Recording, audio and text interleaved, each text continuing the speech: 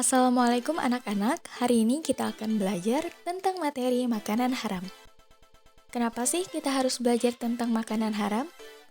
Yang pertama adalah agar kita mengetahui apa itu makanan haram dan mudorotnya. Kemudian yang kedua, agar kita bisa bersikap hati-hati dalam mengonsumsi makanan. Ketiga, kita diharapkan dapat menganalisis ketentuan keharaman makanan dan minuman. Dan yang keempat adalah agar kita terhindar dari makanan haram. Apa itu makanan haram? Makanan haram adalah makanan dan minuman yang diharamkan untuk dikonsumsi karena ada nas dalam Al-Quran dan Al-Hadis. Bila tidak terdapat petunjuk yang melarang, maka makanan tersebut berarti halal. Makanan haram terbagi menjadi dua jenis. Yang pertama adalah haram li dzatihi dan yang kedua adalah haram li ghairihi. Apa itu? Haram li dzatihi merupakan makanan dan minuman yang haram karena zatnya. Maksudnya, hukum asal dari makanan itu sendiri memang sudah haram. Berikut adalah beberapa contoh dari haram li dzatihi. Ada hewan buas bertaring, ada khamar, darah, dan juga babi.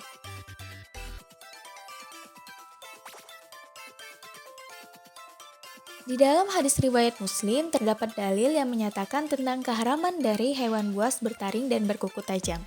Artinya, diriwayatkan dari Ibnu Abbas radhiyallahu an, ia berkata, Rasulullah shallallahu alaihi wasallam melarang untuk memakan semua binatang buas yang bertaring dan burung yang bercakar.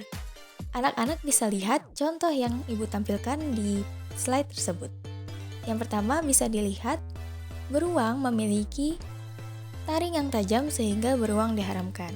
Kemudian pada gambar kedua itu ada kelelawar, di mana kelelawar juga memiliki taring yang tajam dan juga kuku yang tajam. Kemudian yang ketiga itu ada gambar kaki dari buaya.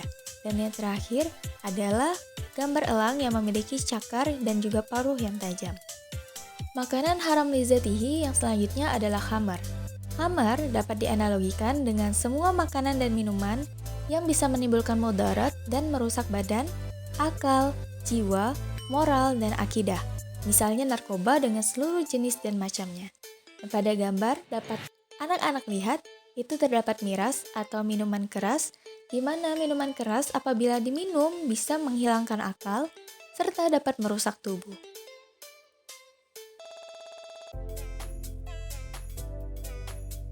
Selanjutnya, jenis makanan haram li dzatihi adalah darah. Darah yang mengalir dari binatang atau manusia haram dikonsumsi, baik secara langsung maupun dicampurkan pada bahan makanan, karena dinilai najis, kotor, menjijikan, dan dapat mengganggu kesehatan. Demikian juga darah yang sudah membeku, yang dijadikan makanan dan diperjualbelikan oleh sebagian orang. Adapun darah yang melekat pada daging halal, boleh dimakan karena sulit dihindari. Dapat anak-anak lihat pada 3 gambar di bawah di mana ada darah mengalir serta darah yang telah dibekukan dan diolah menjadi makanan. Ketiga-tiganya merupakan makanan yang haram untuk dikonsumsi.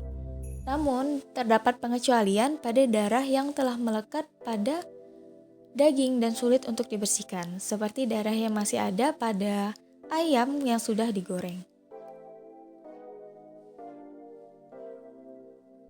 Kemudian jenis makanan haram li dzatihi yang terakhir adalah babi. Babi, seluruh makanan, minuman, obat-obatan, dan kosmetik yang mengandung unsur babi dalam bentuk apapun haram untuk dikonsumsi.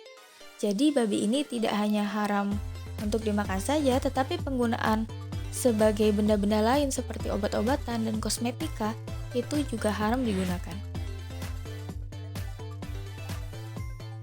Baik, tadi telah dijelaskan bahwasanya haram dibagi menjadi 2. Yang pertama ada haram li dzatihi. Selanjutnya kita akan membahas tentang haram yang kedua, yakni haram li ghairihi. Haram li ghairihi merupakan makanan dan minuman yang haram karena faktor eksternal. Maksudnya, hukum asal makanan itu sendiri adalah halal. Akan tetapi, dia berubah menjadi haram karena adanya sebab yang tidak berkaitan dengan makanan tersebut. Jenis makanan haram li ghairihi yang pertama adalah bangkai. Terdapat pada surah Al-Maidah ayat 3 yang artinya, diharamkan bagimu memakan bangkai, darah, daging babi, dan daging hewan yang disembelih bukan atas nama Allah, yang tercekik, yang dipukul, yang jatuh, yang ditanduk, dan yang diterkam binatang buas, kecuali yang sempat kamu sembelih. Diharamkan pula apa yang disembelih untuk berhala. Demikian pula mengundi nasib dengan azlam atau anak panah. Karena itu suatu perbuatan fasik. Pada hari ini, dengan orang-orang kafir telah putus asa untuk mengalahkan agamamu. Oleh sebab itu, janganlah kamu takut kepada mereka, tetapi takutlah kepadaku. Pada hari ini, telah aku sempurnakan agamamu untukmu, telah aku cukupkan nikmatku bagimu, dan telah aku ridhoi Islam sebagai agamamu. Maka, siapa yang terpaksa karena lapar, bukan karena ingin berbuat dosa, sesungguhnya Allah Maha Pengampun lagi Maha Penyayang. Jadi ada waktu-waktu tertentu di mana makanan yang haram itu bisa dikatakan sebagai makanan halal. Jadi ketika seseorang itu terdapat di dalam keadaan darurat yang membutuhkan makanan, sehingga orang tersebut boleh mengonsumsi makanan haram, tetapi hanya sampai pada taraf cukup saja, tidak boleh untuk berlebihan. Nah, bangkai sendiri itu dibagi menjadi beberapa. Yang pertama adalah al-munhanikah, atau binatang yang mati karena tercekik. Kemudian ada al-mauqudah, yakni binatang yang mati karena terkena pukulan keras sehingga mengakibatkan binatang itu meninggal. Kemudian ada al-mutaraddiyah, yakni binatang yang mati karena jatuh dari tempat yang tinggi.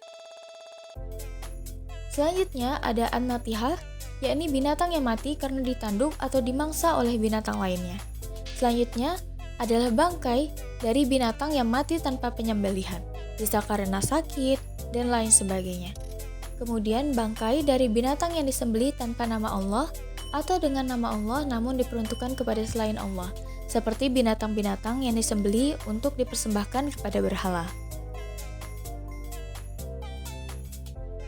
Selain jenis-jenis yang tadi, ternyata ada juga bangkai yang halal untuk dimakan.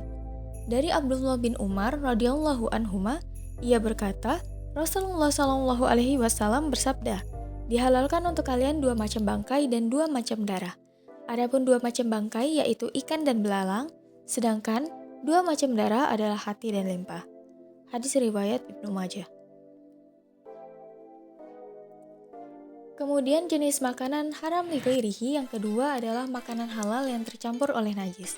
Contohnya adalah pada gambar berikut di mana jagung dan sayur mayur merupakan makanan yang halal untuk dikonsumsi, namun karena telah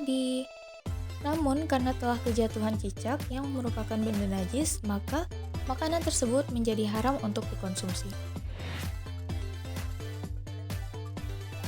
Kemudian jenis makanan haram li ghairihi yang terakhir adalah makanan yang diperoleh dari cara yang haram, seperti mencuri, korupsi, menipu, berjudi, dan lain sebagainya. Berikut adalah akibat dari mengonsumsi makanan dan minuman haram. Yang pertama, amal ibadahnya tidak akan diterima dan doanya tidak akan dikabulkan oleh Allah Subhanahu wa Ta'ala.